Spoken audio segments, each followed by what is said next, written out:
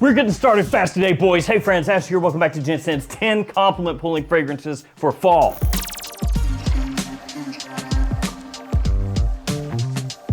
These are some of the best, and I want to start it off with the fragrance that I picked up not that long ago from Roberto Cavalli. It's Uomo Parfum. And just in case you're wondering, this is not the same as the old Roberto Cavalli Uomo, which came in a bottle that looks like this. This one right here, Uomo Parfum, and also a new Uomo Eau de Toilette, came out in 2023 and essentially got zero coverage. I feel bad for Roberto Cavalli in the US anyway, as far as fragrances go, like real bad. Because they consistently put stuff out that smells great that no one cares about. Unless you're like a big fragrance person, but we don't count as much. I'm talking about Joe Blow. Average dude out there. He's like, Cavalli who? La Notte, Deep Desire, Silver Essence. I mean, these were some great releases. And now this one is out there and similarly, like nobody cares. I care. I care. This one you can find already at discounters for like 30 bucks. Yeah, depending on where you look, you can find it a little bit less than that. And also depending on where you look, you can find it a little bit more than that. But we're just gonna say right around there, okay? 30 bucks, give or take a little bit. The bottle looks pretty nice. I mean, it's a little bit minimalistic, but it looks okay. Fingerprint magnet. It's that. It's also not quite as heavy as you might feel. You know, you look at that and it looks like, oh, it's gonna be heavy duty.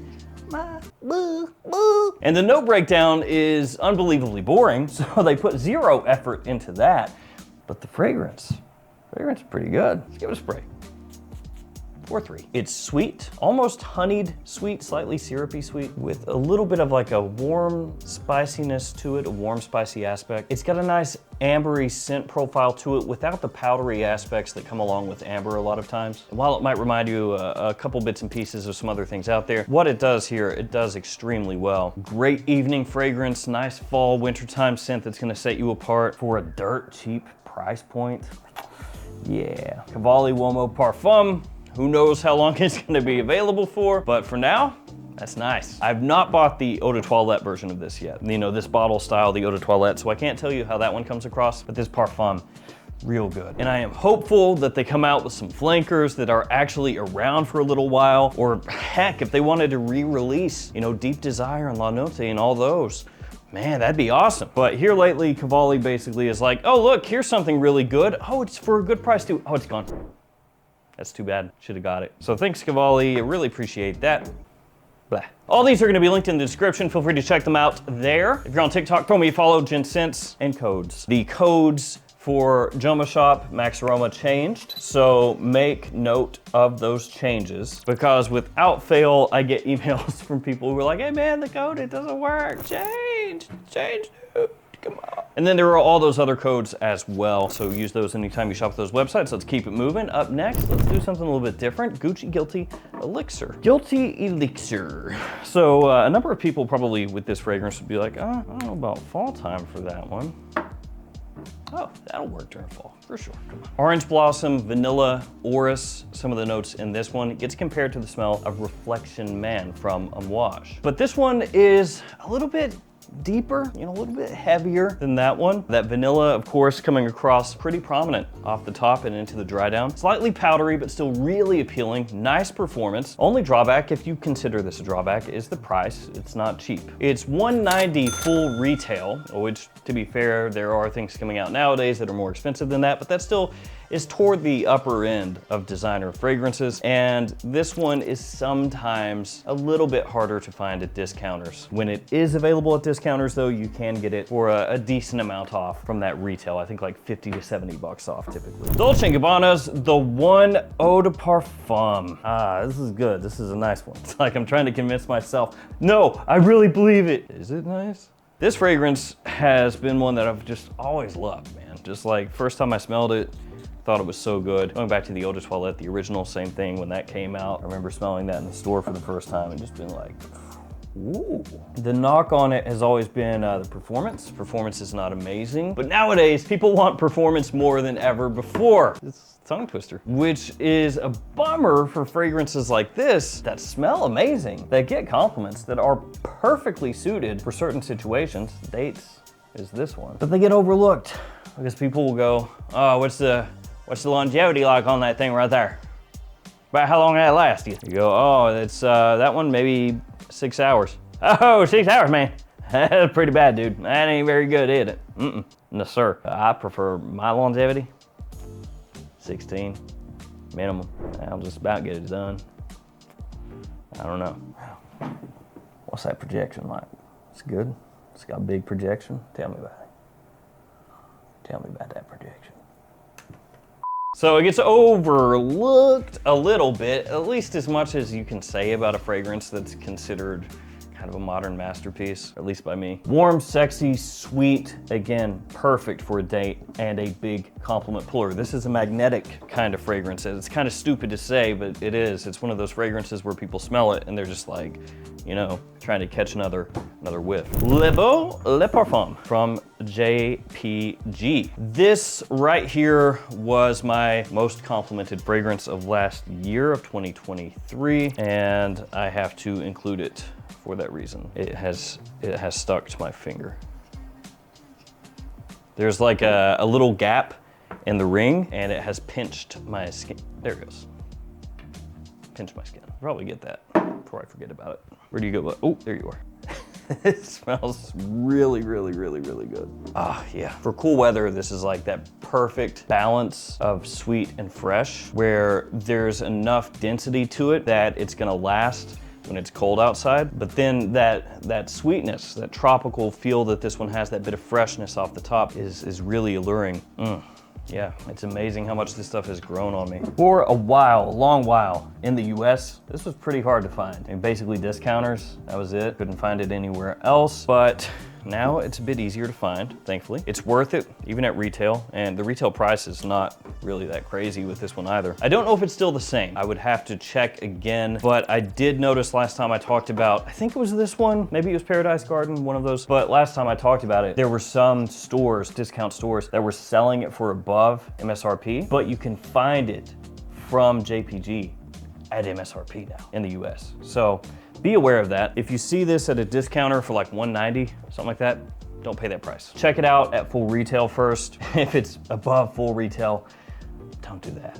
Don't do that. If it's below full retail, of course, go for it. But otherwise, spend that money on something else. All right, let's see. What do we got next? What do we got? What do we got? The Most Wanted from Aaro. This one has been a bit of a beast since it came out. Quickly became Aaro's most popular fragrance, best-selling fragrance, and it makes sense why, because this style of fragrance is really popular right now. There's actually another one or two in there that I'm gonna talk about that are kind of in this overall style. But yeah, that's blowing up. That's really hot right now. People love that.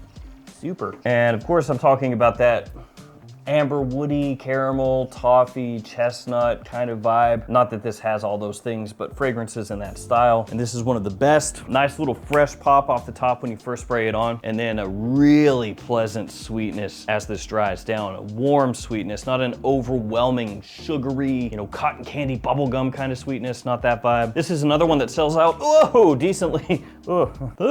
This is another one that sells out fairly frequently at discounters, but even at full retail, it's like $120. Pretty good price on it, good performance, big compliment puller. Another Jean Paul Gaultier, last one, Scandal Absolute. Absolutely love this one. Oh, that was terrible. Yeah, this is good.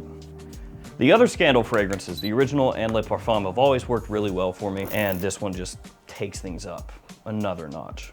The nutty aspect to that fragrance is extremely well done. Very warm, sensual, cozy, has like a touch of a chocolatey vibe to it when you smell it as well. Not as aromatic as the other Scandal fragrances that could sometimes like tickle people's nose hairs. This one doesn't. In the air, it is amazing. This is my #1 fall fragrance this year. It's what I'm looking forward to wearing the most. This is great. This is a really, really, really, really good release. And again, kind of falling in this line of fragrances that have come out here over the past few years that are not exactly gourmand fragrances, but they have like a gourmand aspect to them, and then a warm, sweet overall tone with a little fresh pop when you first spray it on. One of the best. Why Le Parfum from Yves Saint Laurent. It's all tuxedoed out, all blacked out here, murdered out. This is basically taking the Y Eau de Parfum DNA, maintaining a good amount of that sweetness, classing it up ever so slightly. Trying not to taste that, rather smell it. Your nose is connected to your mouth though. Just go ahead and taste it. Intrusive thoughts, go away. So yeah, it's got the Eau de Parfum DNA, but a little bit more mature, a little classier, still has that sweetness, not as ramped up. And it's just one of those types of fragrances, the Y line, that people love. Even the ones that don't get talked about as much. Y Eau de Toilette, Y Live, those are also fantastic at pulling attention. And for those of you out there who maybe like YEDP, but you think it's a little too youthful or too sweet, check this one out. It's not a massive departure, but those changes may tip this one in your favor, or tip the favor of this one into you. What?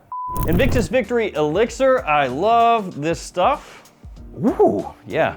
I love it. I spray too much. Is that bad for like contacts?